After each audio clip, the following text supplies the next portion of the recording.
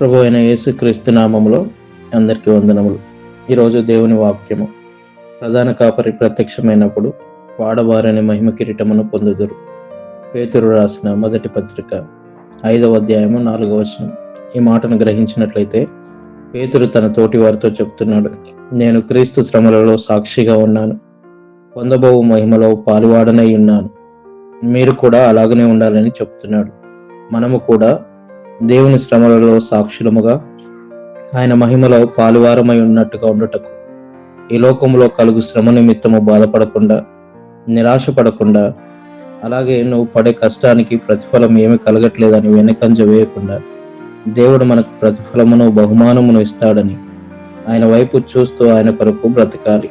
ఎందుకంటే తిమోతిలకు రాసిన 2వ పత్రిక 3వ అధ్యాయము 12వ వచనం ఇలాగ చెప్తుంది, క్రీస్తు యేసునందు సద్భక్తితో బ్రతుకును ఉద్దేశించి వారందరికీ శ్రమ కలుగుతుంది, హింస కలుగుతుందని రాయబడుతూ వచ్చింది. దానికి ప్రతిఫలము దేవుని దగ్గర దాచబడి ఉంది. పరుగు పందెములో కష్టపడితేనే, పరిగెత్తితేనే బహుమానం దొరుకుతుంది. కాబట్టి నిరాశ పడకుండా ఆయన వైపు చూస్తూ పరిగెత్తండి. ఆమేన్.